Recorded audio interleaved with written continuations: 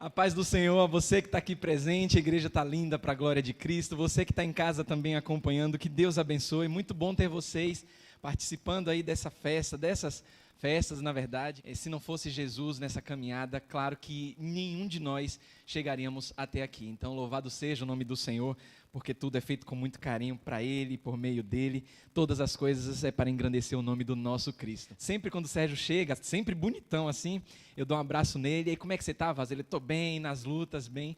Aí hoje eu abracei ele e falei, como é que você tá, Vaso? Porque é um sorriso brilhante assim no rosto.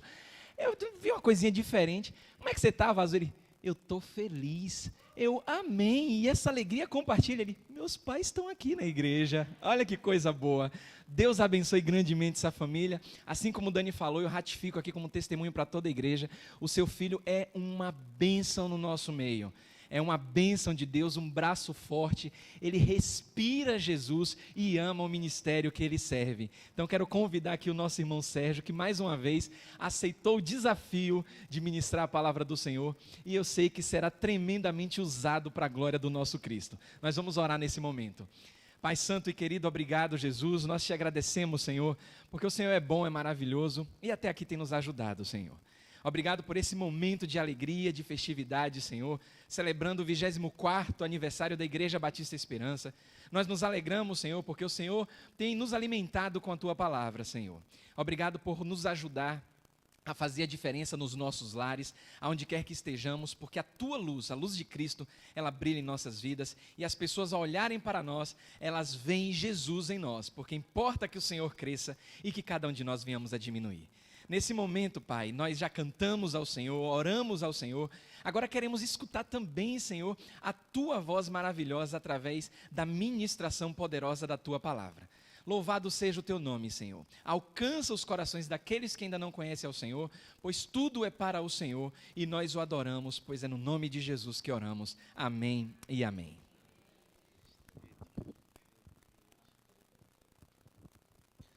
Graça e paz, igreja. Amém? Você sabe como é que eu falo? Você fala muito tímido. Graça e paz, igreja. Hoje eu vou precisar muito do amém de vocês e das vossas orações. Hoje vai ser estreito. Não vai ser fácil. A última vez que eu tive o privilégio de estar com meus pais e pregando foi nas bodas de ouro deles. Quando eles completaram 50 anos de casado, eles celebraram ali na Igreja Católica da Vitória, ali no Largo da Vitória.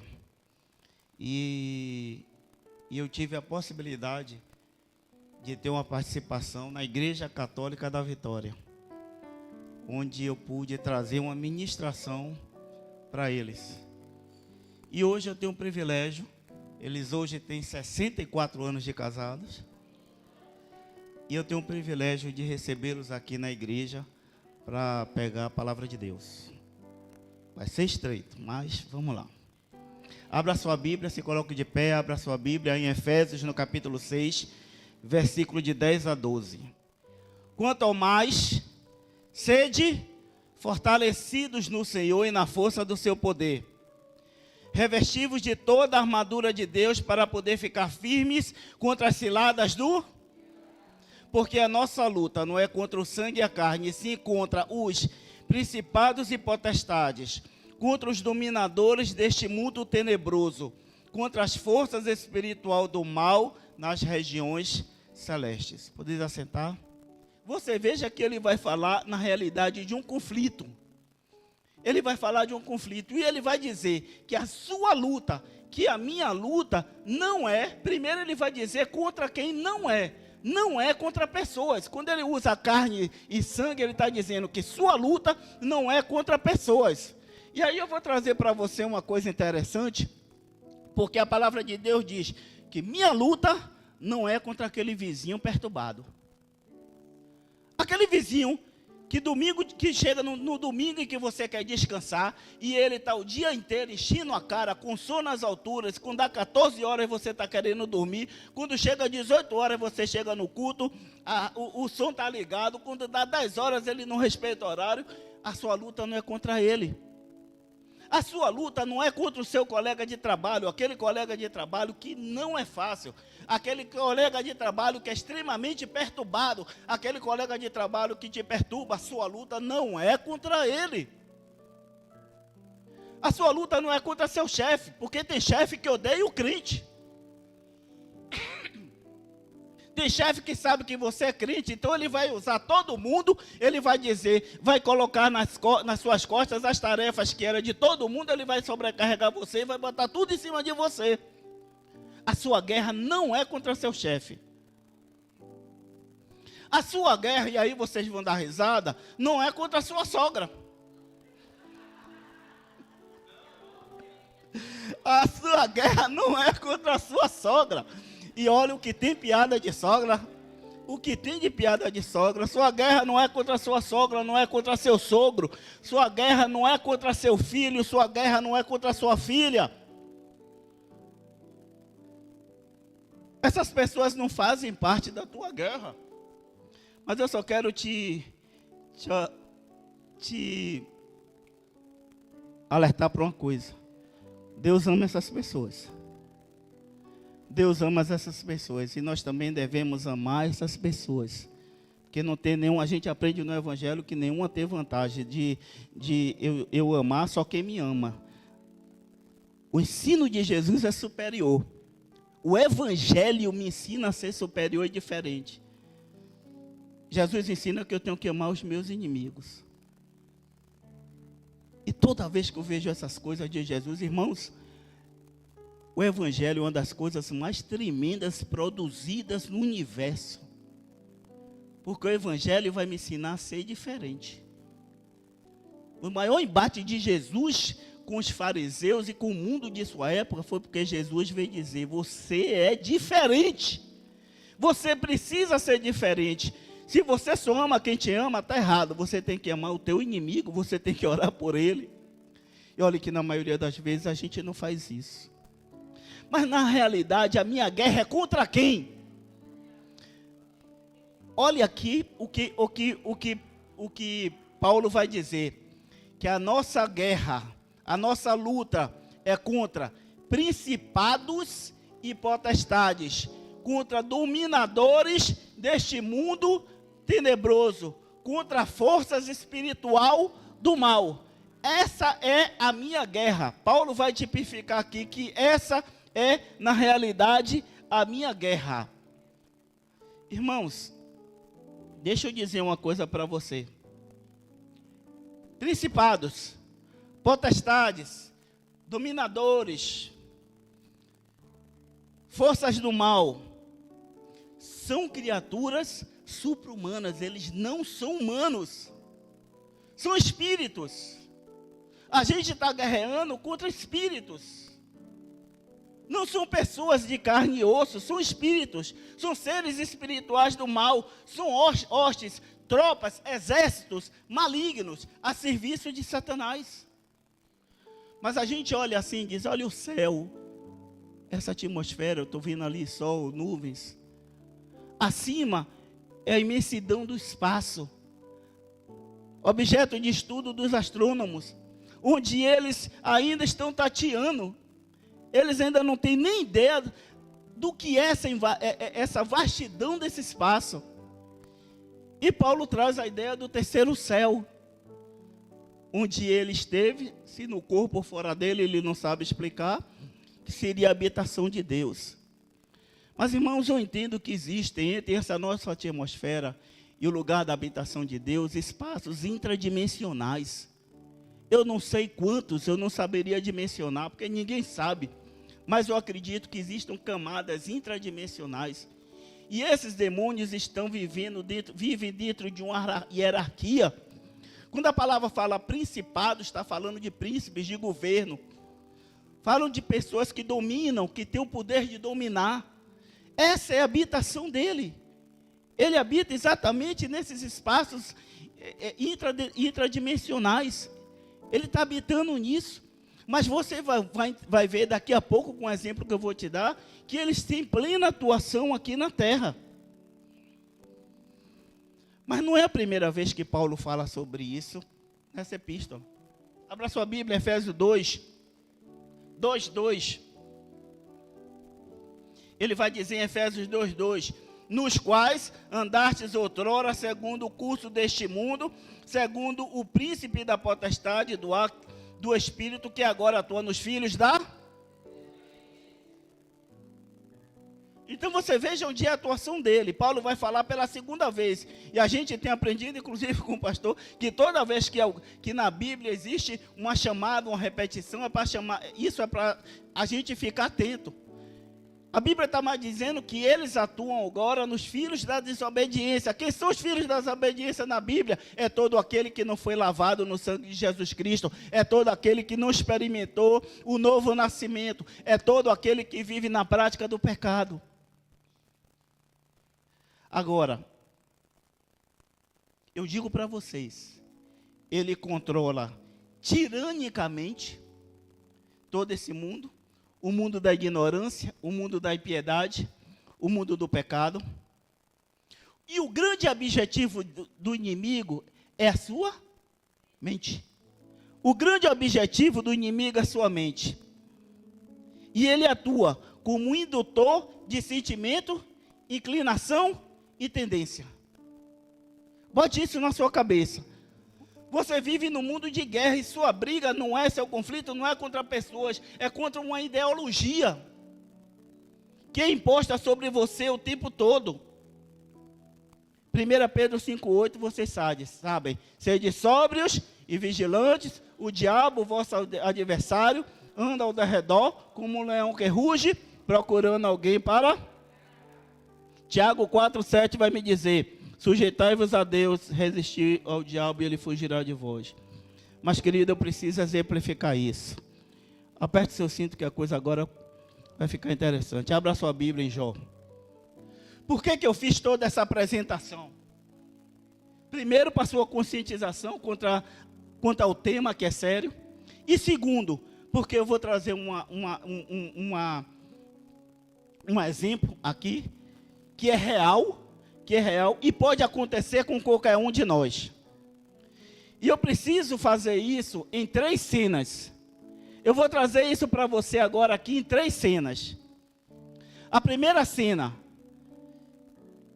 vai constar a apresentação de Jó e o que sucedeu a ele. Preste atenção.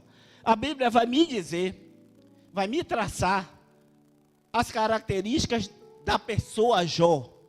A Bíblia vai me dizer que ele era um homem íntegro, reto, temente a Deus e que se desviava do mal. Todo mundo sempre sabe isso daí. Mas Jó era um homem rico. Mas Jó também era um grande chefe de família, meu irmão. Um grande chefe de família. Ele tinha uma família numerosa. Jó tinha 10 filhos, 7 homens e 3 mulheres. E os filhos de Jó tinham mania de um ir para a casa do outro para ter aquele furdunço, aquele encontro gostoso, aquela comunhão. Então, constantemente estava um na casa do outro, na comilança, no banquete, no tititi. E Jó, como pai, ele ficava o tempo todo preocupado e intercedendo pelos filhos. A Bíblia me diz que Jó, de madrugada, levantava para oferecer holocausto, sacrifício, caso o filho tivesse pegado no coração. Então Jó já estava ali oferecendo sacrifício. Aí você me pergunta, era um sacrifício só? Não, eram 10 de acordo com o número de filhos que ele tinha. Era um sacrifício por cada filho. E aqui vai uma lição. O maior investimento que um pai e uma mãe pode fazer por um filho é orar por ele. Tome isso, tome posse. O maior investimento que um pai ou uma mãe pode fazer por um filho é oração. Mas amigos, irmãos, você que me ouve, eu vou começar agora a trazer uma cena que é assustadora. É realmente assustadora. Porque a Bíblia vai me dizer no versículo 6 que num dia em que os filhos de Deus vieram apresentar-se perante o Senhor, veio também quem? olha a cena. E olhe porque eu falei para você em relação às camadas interdimensionais. A Bíblia vai me dizer que o Senhor estava em algum lugar dessa dimensão da terra e chega até ele os anjos, os seus anjos, que são mensageiros. Eu posso entender aqui, pastor Marcelo, que eles estavam vindo de uma determinada missão. E eles se apresentam perante Deus, o Senhor. E quem é que aparece? O intruso. Junto com os anjos de vestes brancas, aparece aquele intruso. E ele é logo notado, porque ele é diferente. Ele é diferente, ele é logo notado porque ele é diferente. Vai pegando a coisa. Aí o Senhor pergunta, olha que a iniciativa é de Deus, a iniciativa não é dele. Olha o que ele diz. Então perguntou o Senhor a Satanás, de onde vês? Satanás diz o quê? De rodear a terra e passar? Sede sóbrios e vigilantes. O diabo, vosso adversário, anda em derredor procurando alguém para devorar. Ele veio de rodear a terra. Ele estava em constante movimento. Ele não para. Ele estava e está em constante movimento. Ele não para. Bote uma coisa na sua cabeça.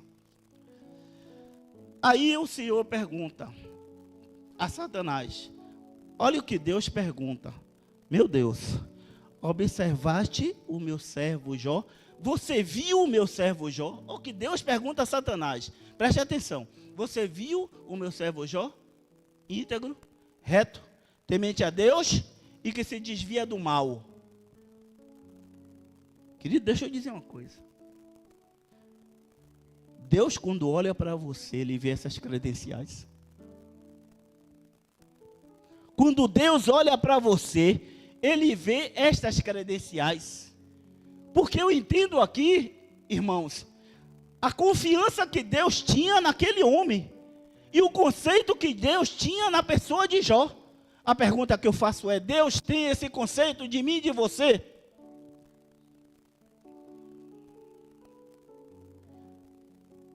E o que me chama a atenção é que nós somos olhados e vistos por Deus de uma maneira diferente.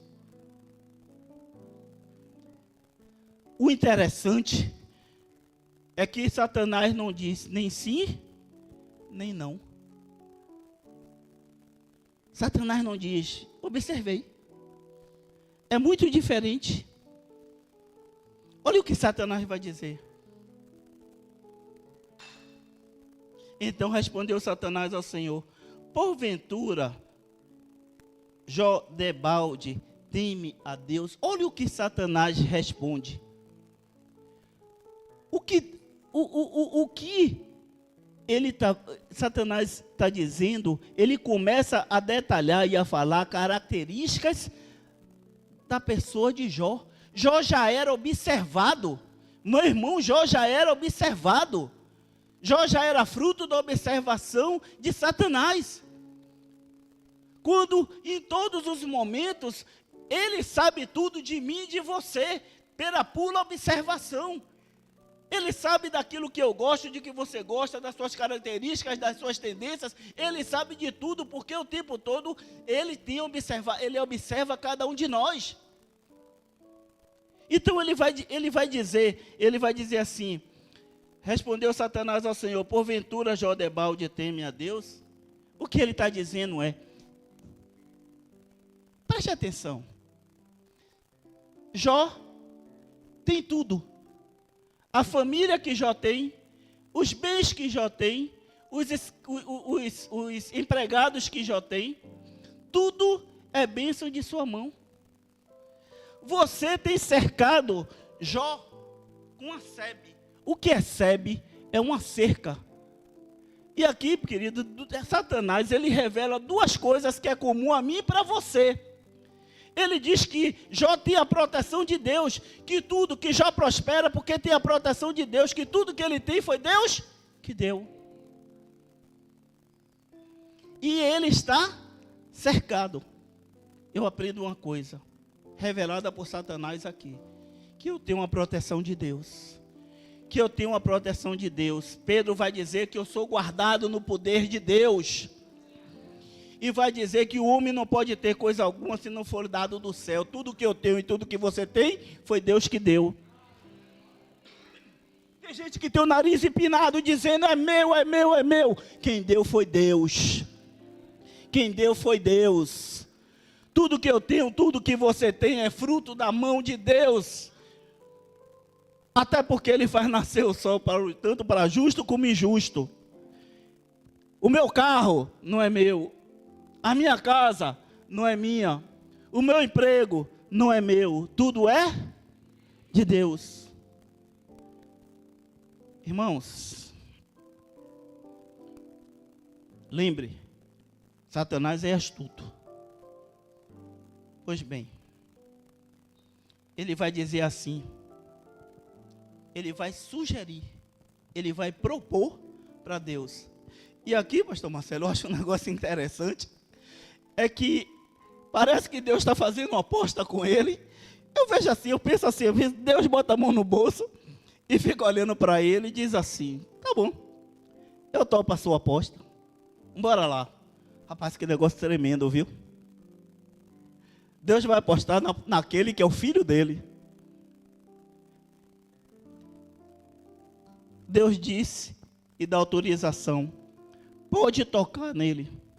Toque nos bens, na família, nos servos. Só não toque na vida dele. Pode tocar. E esse tocar significa toque e terror em tudo que é dele. O que você puder fazer, você faça. Toque e terror em tudo que é dele. Você só não vai tocar na vida dele. E aqui eu me aprendo uma coisa. Deus tem um controle. Deus tem um controle de tudo em sua vida. E aqui você vai ver uma coisa. A gente sabe que Ele atua, que Ele faz, que Ele quer aquilo. Mas aqui você vai ver, por incrível que pareça, você pode até... É Deus que está provando um filho dele através de Satanás. Ah, queridos.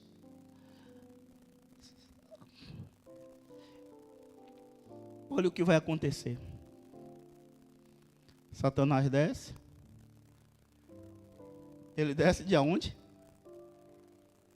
Da reunião, do encontro que ele teve lá com Deus. E ele vai aplicar a decisão na terra. Pegou? Uma decisão no céu vai ser aplicada. Amém. Glória a Deus. Então ele desce. Vai começar o terror. Uma reunião. Estava a Jobena dele, tranquilo, em sua casa. Aí chega o primeiro mensageiro. Senhor, os salteadores, os ladrões, deram sobre todos os seus bois, sobre as suas jumentas. A jumenta estava pastando, o seu boi estava arando. Vieram os ladrões e roubaram tudo, mataram todos os seus servos. Só sobrei eu para te trazer a notícia. Irmãos, a coisa ocorre em frações de segundos. O primeiro estava falando, e aí chega já o segundo. Imagine, você está tomando uma notícia ruim, daqui a pouco chega outra. Efeito cascata. Senhor, o que foi? Caiu fogo do céu, queimou todas as suas ovelhas e os seus servos, e só escapei eu para te trazer a notícia. Aí eu imagino que aquela saraivada de raio e trovão caindo, matando as ovelhas. O segundo estava falando, chega você sabe contar. Chegou o terceiro. O terceiro diz: vieram outro grupo de salteadores, se dividiram em 3 bandas e levaram seus 3.000 camelos. Jó agora já não tinha nem boi, nem jumento e nem camelo. Está o terceiro falando, chega Aí o quarto diz assim: Senhor, Senhor, que foi?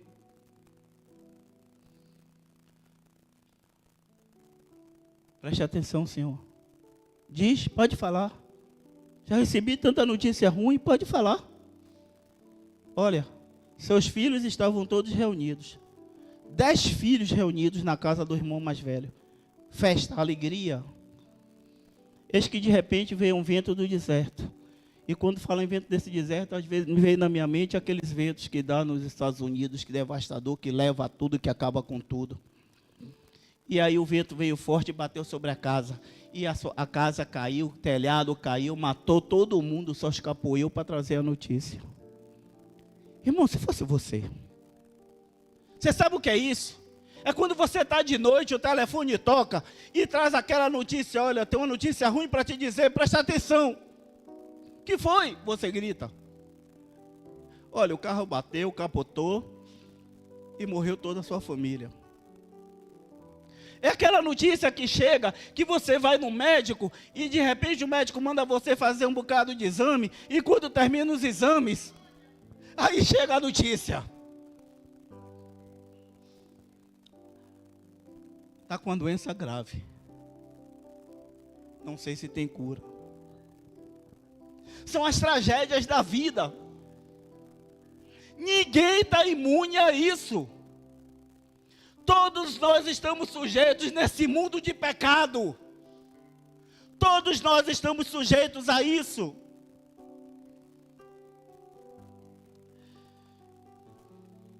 É quando você tem um emprego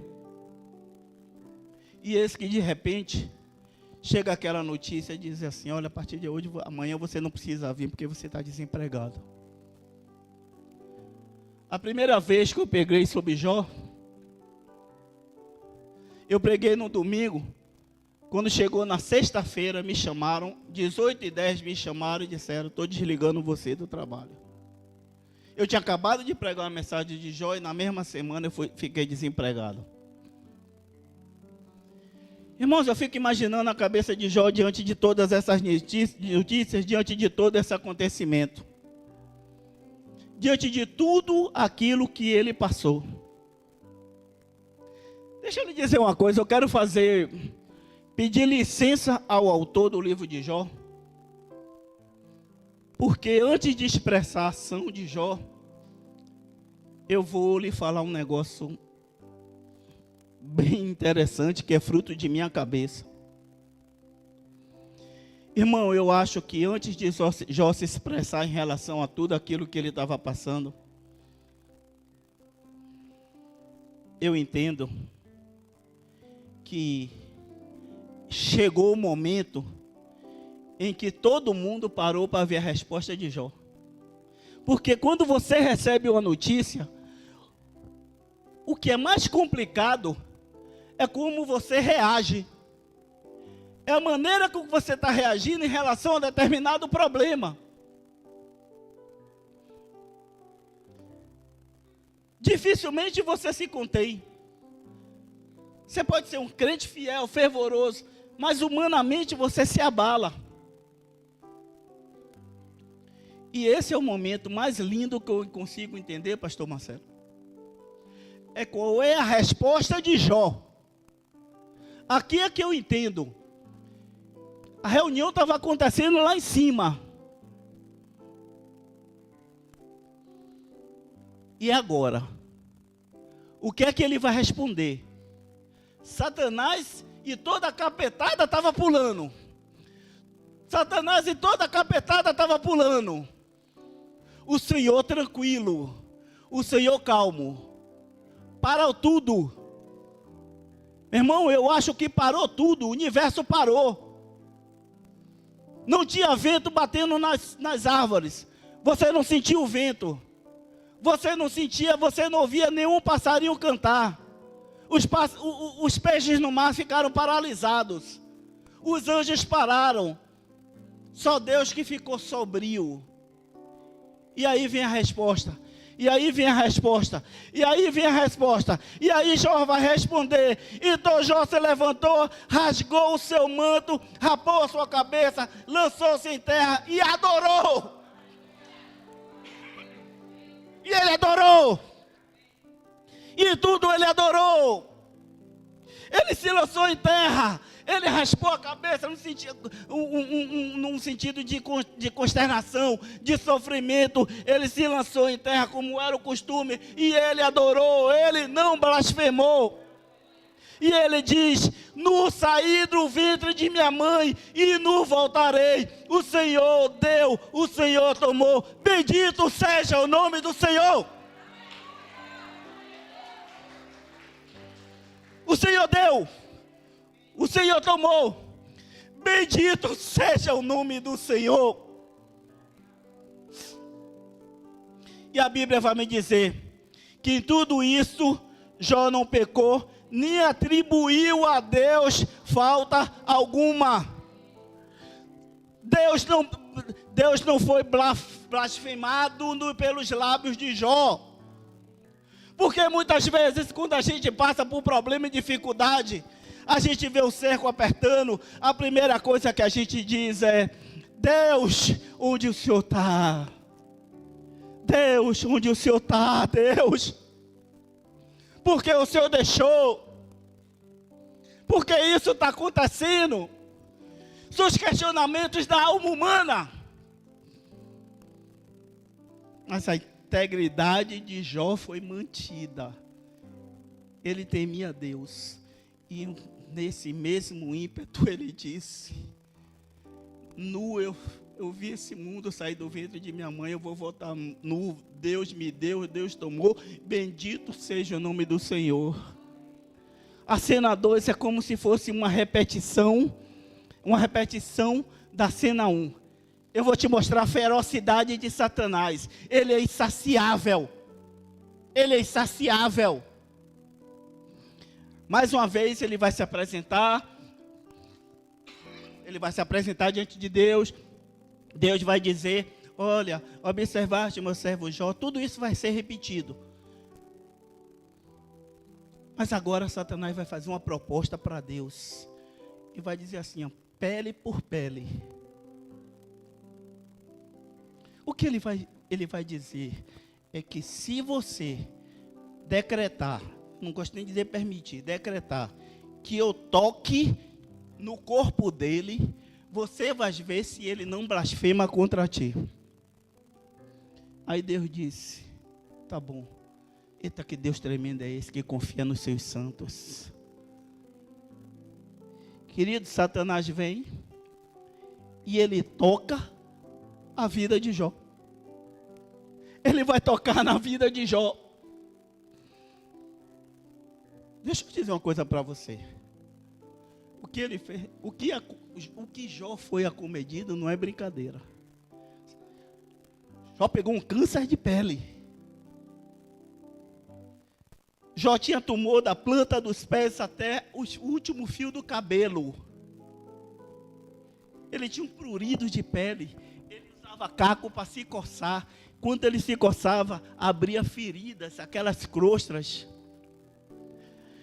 Irmão, aquilo era tão complicado que ele sentia dor o tempo todo. Ele chegou a um ponto de magreza, quando ele diz assim: os meus ossos se apegam à pele. Ele ficou osso e pele, como a gente diz. Deixa eu lhe dizer uma outra coisa. Ele fedia. O cheiro dele era ruim para as pessoas. Ele disse: nem minha mulher suporta o meu mau hálito. Rapaz, foi terrível a situação em que esse homem teve, fora a opressão. O espírito de depressão, de sofrimento que ele passou. Jó, sentado em cinza, tomou um caco para com ele rapaz. Então sua mulher lhe disse: ainda conservas a tua integridade? Amaldiçoa a Deus e morre. Olha o conselho que a mulher deu para Jó. Você ainda se mantém íntegro? Desse jeito, fedendo, podre, amaldiçoa esse seu Deus e morre. Jó vai dizer vai dar mais uma resposta em relação a adoração que ele tem ao Deus dele. Irmãos, eu posso até entender a atitude dessa mulher, porque os filhos de Jó tinham morrido. Jó tinha morrido. Ela ia ser sustentada como? Como é que ela ia viver? Posso até entender a atitude dela, só que ela não estava na mesma orientação de Jó. Porque se ela confiasse num Deus que adora, ela não ia dizer isso. E aí Jó responde: falas como uma doida. Temos recebido o bem de Deus e não receberíamos também o mal? Em tudo isto Jó não pecou com seus lábios. Em tudo isso Jó não pecou com seus lábios. Mas Jesus disse: no mundo tereis aflições. Tende bom ânimo, eu venci o mundo. Deus se calou, pastor Marcelo, do capítulo 3 até os 37. Depois Deus começou a falar. E falou de uma maneira muito especial para Jó. Olha, eu isso, eu aquilo, eu sou todo poderoso, eu criei, eu fiz, eu faço, eu desfaço. E Deus foi falando, e eu peço para você abrir a sua Bíblia, para a gente finalizar em Jó 42. Então respondeu já o Senhor: bem sei que tudo podes, e nenhum dos teus planos pode ser frustrado. Quem é aquele, como disseste, que sem entendimento encobre o conselho?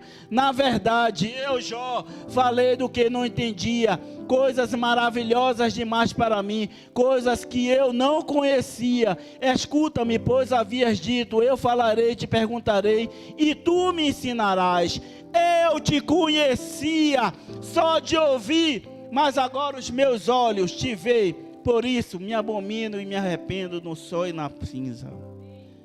Você veja que a coisa, depois de ler o livro de Jó, você veja que essa coisa é tão maravilhosa, que Deus depois vai repreender os amigos de Jó.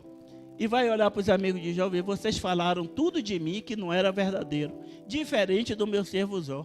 E aí vai mandar os amigos dele oferecer holocausto e pedir perdão a Jó. Jó vai orar por eles. Deus vai mandar que Jó ore por eles. Aí você me pergunta: Sérgio e Jó? Agora eu termino. Mudou o Senhor a sorte de Jó quando orava pelos seus amigos, e deu-lhes o dobro de tudo que tinha dado. Querido, Jó ficou bom, Jó ficou curado, a prova passou, porque ele foi adorador. A prova acabou porque ele foi adorador. Ele passou pela prova dando glória a Deus. Eu espero que você passe pela prova dando glória a Deus. Agora presta atenção numa coisa: quantos carneiros ele tinha? 7.000. Quantos agora ele tem? Não ouvi. 14.000. Quantas juntas de bois ele tinha? 500. Quanto ele tem agora? 1.000. Ele tinha 3.000 camelos. Quanto ele tem agora? Tudo que ele tinha foi dobrado. Deus dobrou. Nasceram-lhe agora filhos e filhas. Ele teve de novo 10 filhos, 7 homens e 3 mulheres. Deus tomou quantos? 10. Deu a ele mais? Ele tem? No céu os 20 vão estar juntos. Aleluia. Que a graça de Deus possa estar com você. Que o Senhor te abençoe. Que o Senhor te cubra de graças e te fortaleça em todas as suas batalhas. Não é fácil, mas vale a pena ser crente. Não é fácil, mas vale a pena, porque nós estamos aqui de passagem. Deus te abençoe, Deus te fortaleça, Deus te cubra com todas as bênçãos espirituais. Deus te dê uma forte revelação a respeito de tudo aquilo que você está passando. E acredite, porque Ele é todo poderoso, é maior de todas as coisas. Amém?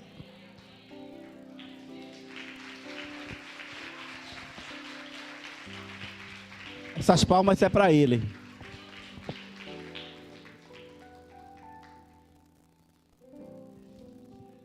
Pode sentar, amados.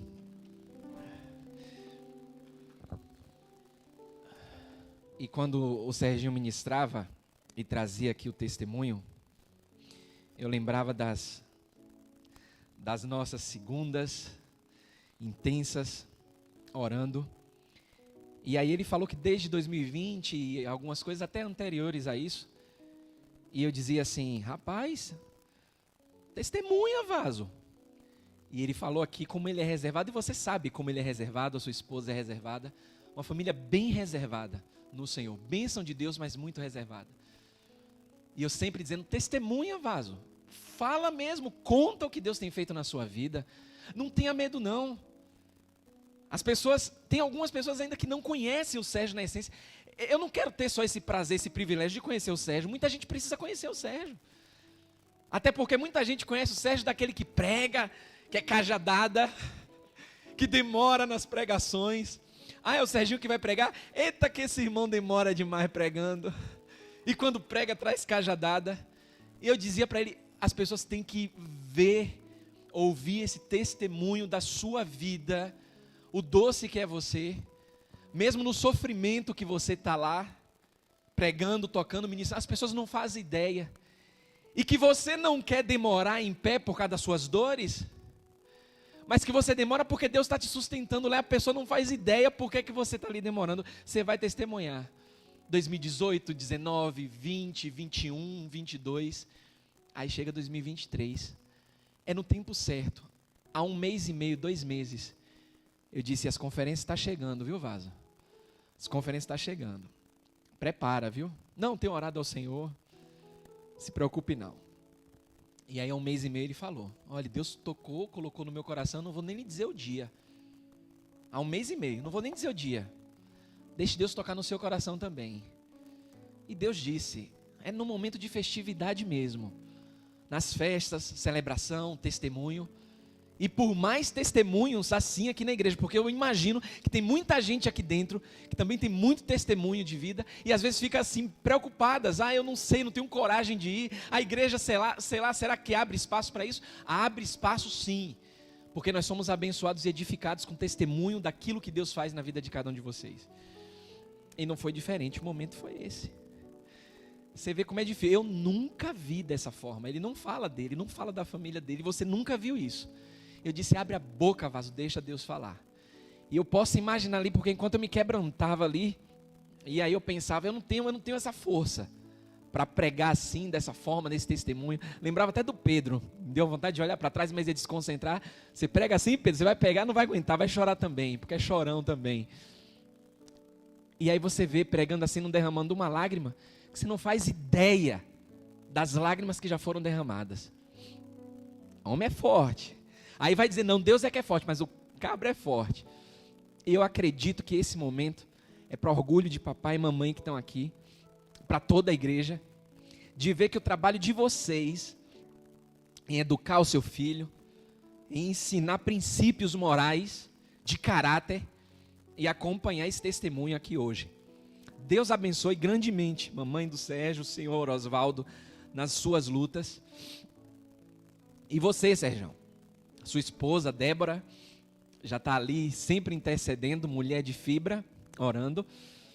Mas que Deus abençoe grandemente, porque se eu fui impactado com o poder de Deus através dessa mensagem, eu não tenho dúvidas que você também. Você que resistiu aí, acompanhando, que Deus abençoe sua vida, e que Deus abençoe mais e mais a vida da Igreja Batista Esperança.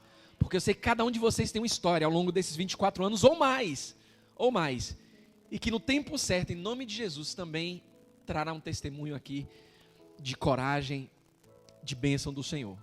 Pai, obrigado, Senhor, a Tua presença é real no nosso meio. E saímos daqui, Senhor, alegres, regozijados, muitas lágrimas derramadas, Senhor, mas crendo que é o Teu poder, o agir, o mover do Espírito Santo, na liberdade que o Senhor tem de agir na vida dos Teus servos.